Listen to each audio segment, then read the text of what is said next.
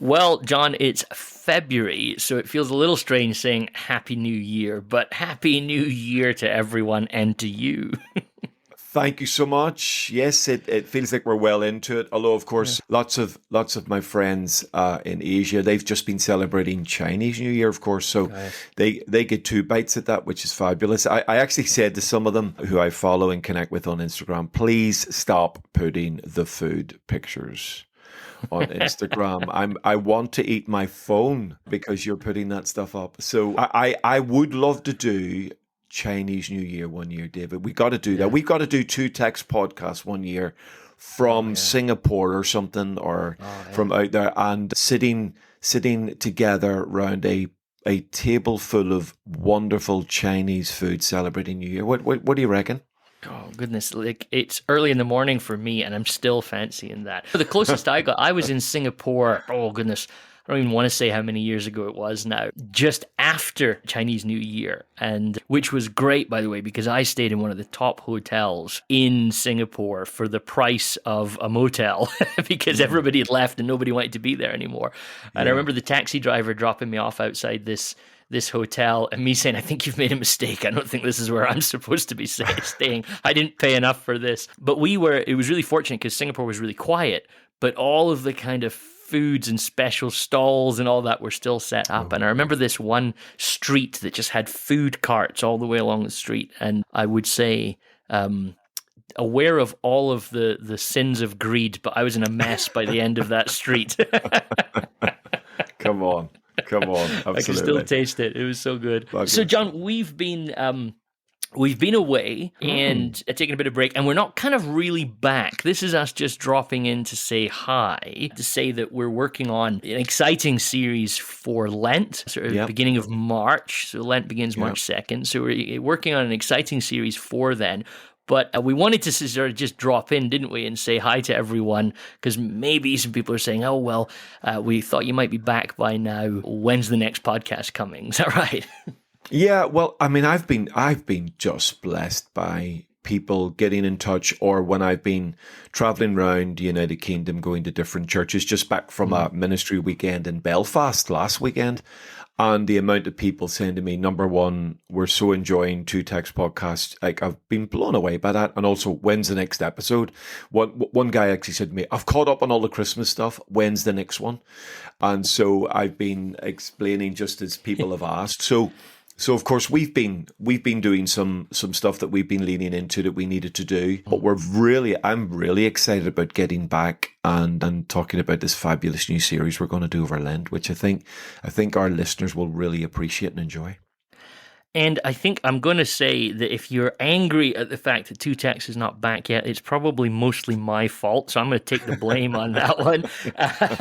John, it's not John. So if you see John in your church at some point over the next week or two, don't be angry at him. It's the Canadian half of Two Tex that's causing all the problems. So I just as we sort of finished up the last recordings, for the Christmas series that we did, Mm. I got a new job, and well, I'm still at the same church, but have a new role in the church. So I'm now lead pastor at the church, and lead pastor just for a short period of time until we're restructuring the church. Really, John's how it's working, and so what we're going to do is actually have a co-lead model. So we're going to go with a team leadership model with me, Mm. and we're just beginning the search for somebody else to sort of lead alongside me and lead the church going forward. But at the moment, I'm kind of I'm the Yep. co-lead pastor doing both co-lead pastor jobs, so I think that makes me the lead pastor. Is how that works. And Absolutely, and of course, some of us have had that experience of moving. Forgive this language. I hope our listeners forgive me for using this sort of language. Moving from a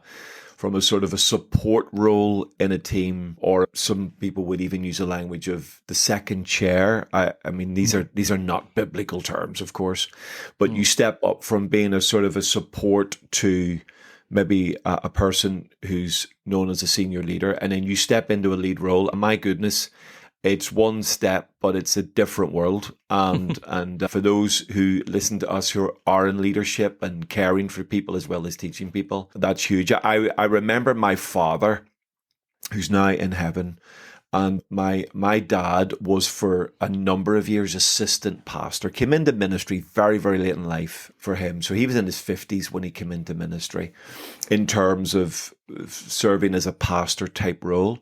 And I remember him stepping up from sort of assistant pastor type language, which he would use, to taking over the church. And I said to him, Daddy, you will experience a massive shift. I'm telling you, there's a difference. And I remember my dad saying to me, no, son, it'll be fine. Same church, same people, same stuff.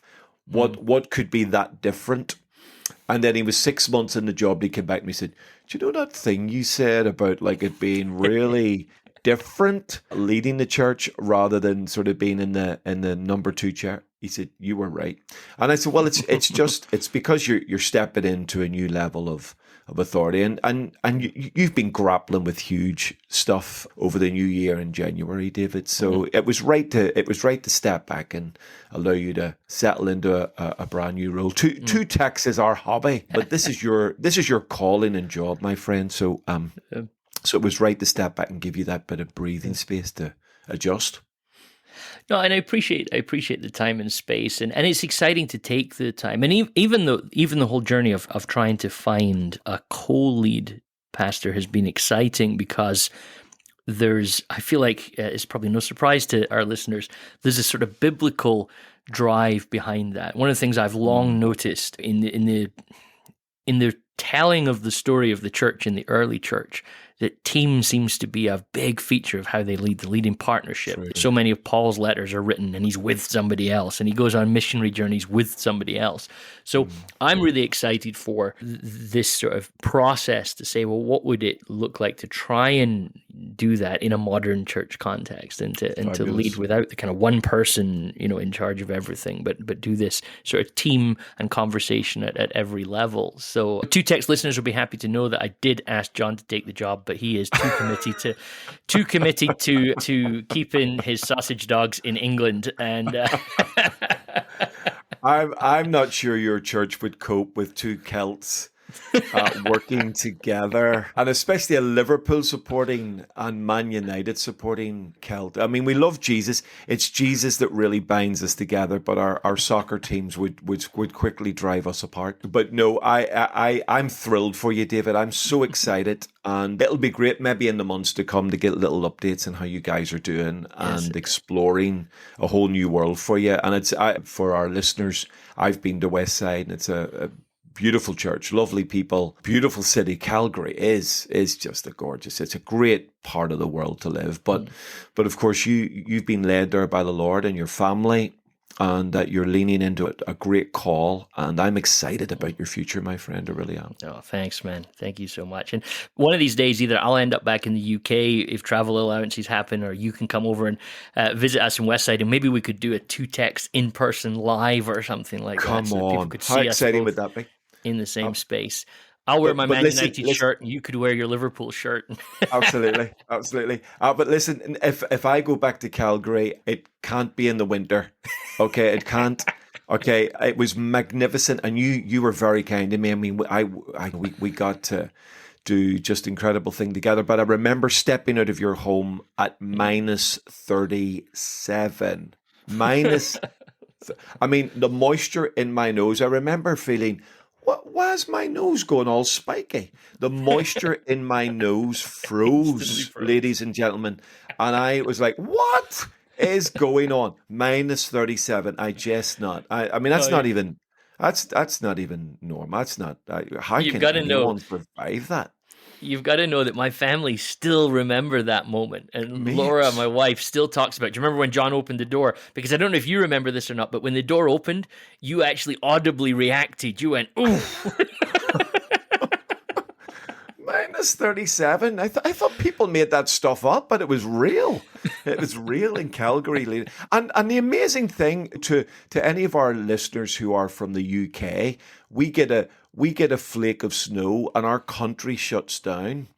Calgary, they're like minus 40 in the middle of a Chinook, and these people are still going to work, and the kids are still going to school, and they're still smiling, and they're still polite. It's just remarkable idea. Canadians really could help us with dealing with the wilds of our winter. So absolutely. So hopefully next time I go, it's a plus.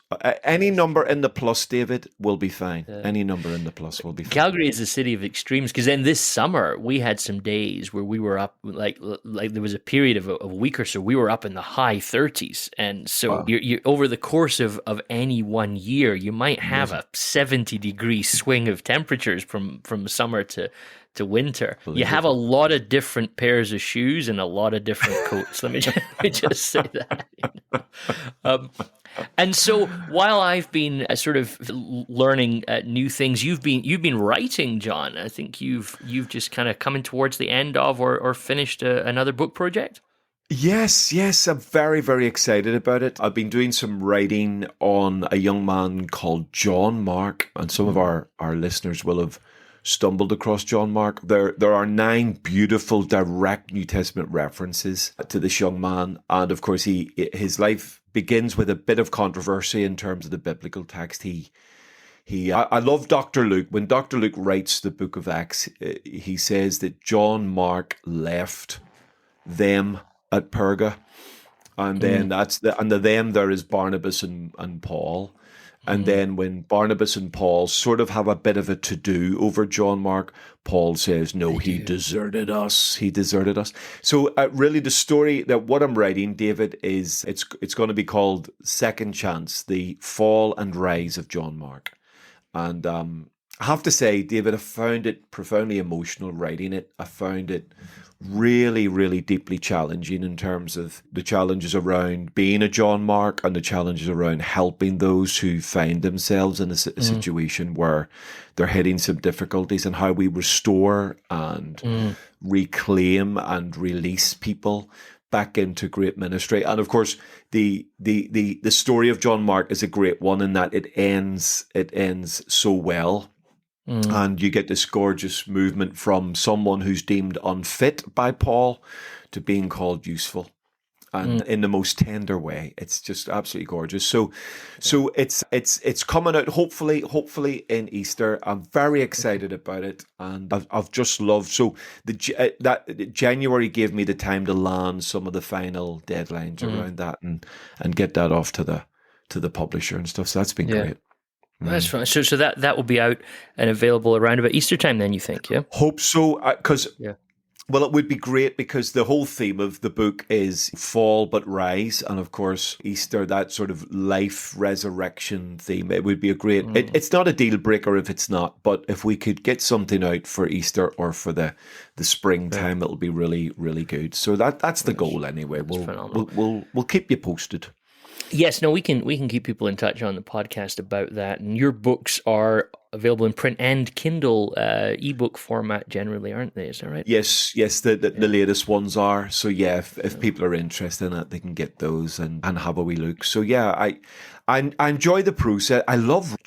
I mean, you know what it's like, even as a preacher and also someone who's done some serious writing yourself. Once you write something, it feels like you're committed to this, and I'm very conscious. Like sometimes I think, why would anyone read anything I have written? But you're hoping you're making some sort of positive contribution to a love for Jesus, a love for each other, and hopefully a genuine understanding of who we are in Christ and what we're here to achieve. So if something you write helps someone to do that, it's always a great blessing, really. Yeah. Well, to be honest with you, I'm not sure I am a writer. I think every word that you ever read of mine, I've got a few projects on the go at the minute that I need to get some movement on. I got a contract to write a commentary on Galatians, and I'm trying to think through a process at the moment about how to take some of my work on my doctoral thesis and turn that into something that, I mean, honestly, somebody said this once about doctoral theses, like nobody's interested, not even your mom. And to be fair, that's true. I'm talking to someone this week who's actually found my doctoral thesis and read it. And I was like, poor person. But I still believe that some of the stuff I worked in that actually would be really helpful, because my thesis wrestled around Paul's notions of equality. And when the world's so divided, I feel like it could be some interesting things to write about. But honestly, if you ever read a word of mine, know that every word is stained with blood and a lot of coffee. So I remember saying to one of my friends during my thesis, because I mean, the first draft of my thesis was about 120,000 words, I think. And I remember saying to somebody that, honestly, if you'd asked me just to sit and talk my thesis, I'd be okay with it. But writing it is just, whereas I think you're a more natural writer than I am. Well, it was funny, like doing my master's and PhD was a bit of a catalyst. I'd always sort of felt deep down that I'd end up writing something, even though I've never regarded myself as sort of the cleverest person in the room. I've always struggled in certain elements of my education and had to work hard at them. But deep down I always knew. So like, when I was in my first little church, I remember learning to touch type. And people said to me, why are you learning to touch type? Because I knew I was going to need to touch type in order to write. And so glad I did that. But certainly doing my master's and my PhD definitely catalyzed my passion for writing. Really funny. I mean, this is funny for people like us. It's probably not funny for everybody, but I remember stumbling the first 500 words of my master's, my first essay on my master's. Took me like a day to write the first couple of hundred words, David. It was like pulling teeth out. And I'm thinking, I don't think I can do this. How can I do this? By the end of my PhD, I struggled to write those first 4,000 words for that first essay. By the end of my PhD, I had written 23,000 words in my footnotes. 20. I had more words in my footnotes than were in my master's dissertation. And you're going, how did that happen? I have no idea how that happened, David. I'm thinking it feels like my twin brother or something wrote that, and then I got the credit. I'm genuinely, I look at my PhD, and you're right, not even our mothers read it, but I looked at my PhD, think, did I really write that? And it's remarkable. It's a remarkable journey where you go from like stumbling over a few words to 7, 8, 9 years later, you're pumping out like over 100,000 words, and it's just remarkable growth. And it's a great encouragement to anybody. Just keep going and growing, and you never know what it'll produce. So no, and at some level, I suppose that turns around your story of John Mark, doesn't it? That you just keep going and growing, and of course, I don't want to give anything away from your book, but of course, tradition has him as a gospel writer. So if you can begin causing a great rift between the power couple that is Paul and Barnabas and end up as a gospel writer, it is quite beautiful. It is, David. It was striking. Coincidentally or God incidentally, I was reading the Gospel of Mark as I was just landing the last couple of chapters of the book, and in that we lean into the fact he is this gospel writer, and I was reminded of the beginning of Mark's gospel, the beginning of the gospel of Jesus Christ, the Son of God, and I just saw the incredible. I had a little moment, David, where the Hebrew scriptures open up with 7 glorious words in Hebrew, and Mark opened his gospel with 7 glorious words in Greek, and I thought, stunning, isn't it? That's so cool. How did that happen? And you're going, oh my God. And I literally, David, no kidding, I just started crying. I'm sitting there in front of my word processor, and I'm thinking, here's a kid that did a runner. Paul says, not really sure he's up to it. Barnabas says, let's give him another go. And a few years later, he writes 7 words in Greek that began a story that changed the world. Come on. Phenomenal, isn't it? Oh, mate, I've got goose pimples just thinking about it. It's a remarkable story. Yeah. So, well, I'm excited to read it, John.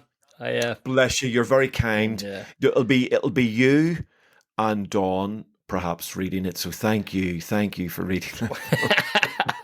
But yeah, I know that's not even true. That there's so many more people will be excited to read that, and maybe after it comes out, we'll grab an episode or 2 of the podcast and talk about it in a little more depth and sort of explore that. Would be a lot of fun. Yeah. So, well, John, let's let everyone get back to their other things that they're doing. So this was us just kind of dropping in and saying hi, and you can tell we've missed each other. So we're talking about all sorts of things together. But it's great to know that you're doing well, John. The sausage dogs are doing well as well. We see them on Instagram from time to time, so we know they're well. And I'm surviving the cold over here. So we'll be back at the beginning of March with our Lent series of 2 texts. Thanks for being patient with us as we just navigate life, and I'm sure you will still be there for us to listen and reach out if you need anything from us between that. If you got questions, go back and listen to some of those episodes again on the parables and the miracles. Beautiful thing about Scripture is that you can dive into it again and again and again. So, John, great to hear from you, and I'm glad you're well. And you, my friend, and keep going for it. And I am very excited about our next series together. Bless you, man.